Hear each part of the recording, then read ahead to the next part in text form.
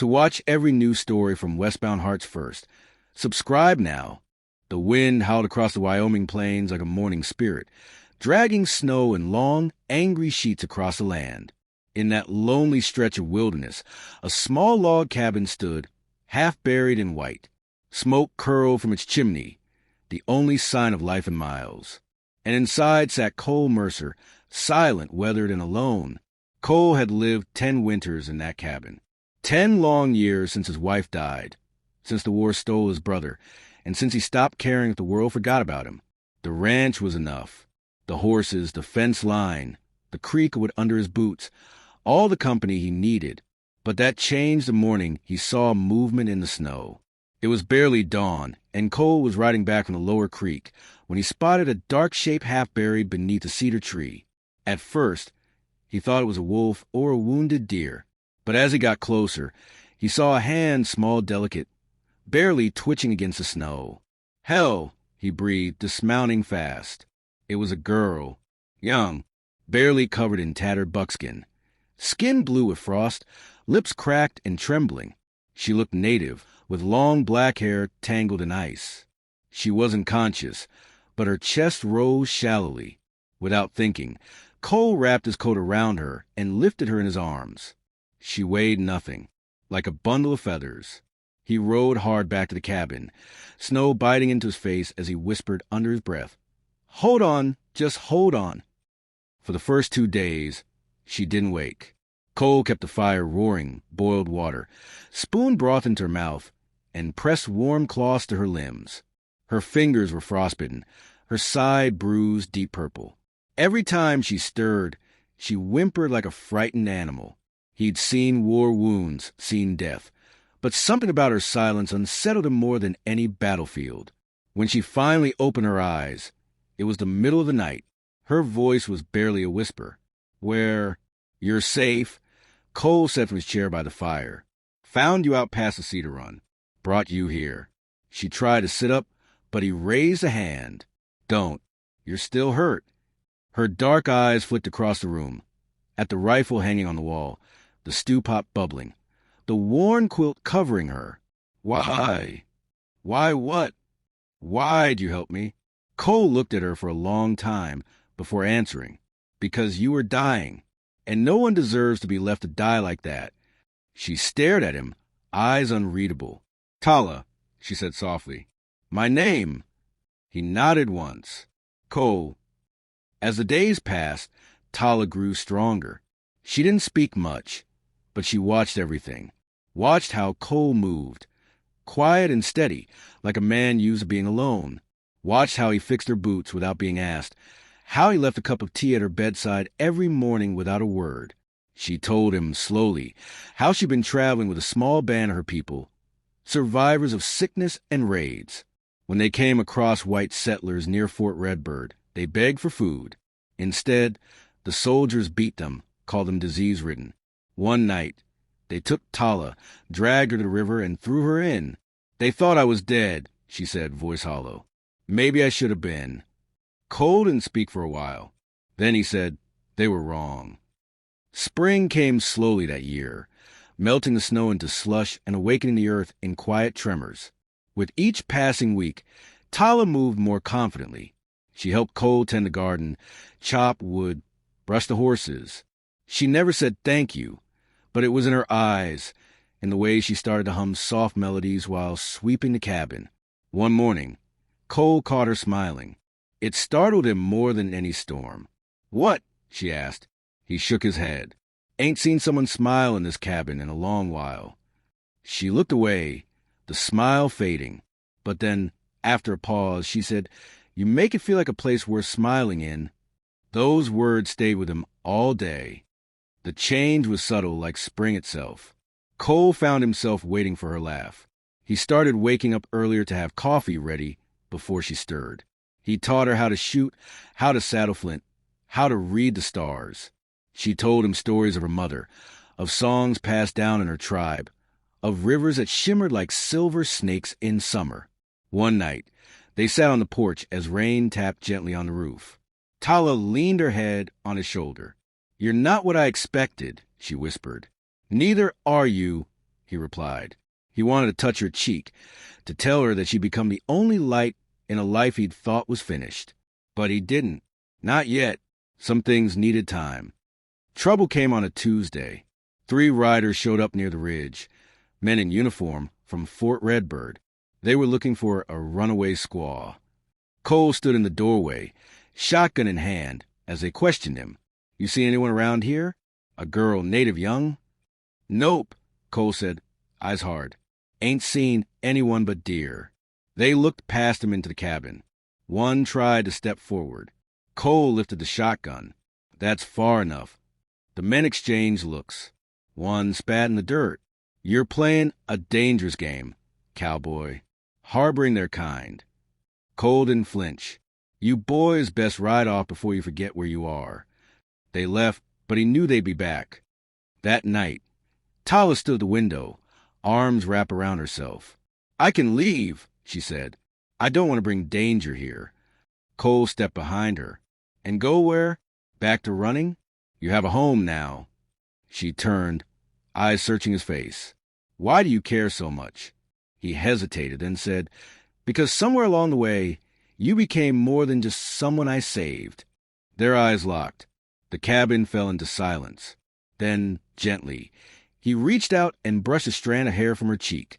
"I never thought I'd feel something again. Not after everything. But you changed that." She didn't speak. Instead, she stepped forward, wrapped her arms around him, and laid her head on his chest. Cole held her like she was something fragile and sacred. They fortified the cabin, readied weapons, just in case. But the soldiers never returned. Summer bloomed, wildflowers spreading across the field behind the cabin. Tala planted herbs, sang while grinding corn, and made Cole laugh for the first time in years. They never spoke of love in grand words, but it was there, in the way she waited for him at the end of every ride, in the way he built her a sun-drenched porch for her to sit and weave, in the quiet nights when they lay beside each other and breathed in rhythm. One evening, as the sky blazed orange and the scent of sage filled the air, Tala took his hand. "I was dying when you found me," she said, "but you gave me more than life. You gave me warmth. Home." Cole squeezed her fingers gently. "You were the only warmth I ever needed. I just didn't know it yet." They kissed then, slow, certain, and full of everything that hadn't been said. And in that vast, untamed land where silence once ruled, 2 lost souls built something stronger than fences or walls. They built a love that no winter could freeze again. The prairie wind had softened, and summer painted the hills in gold.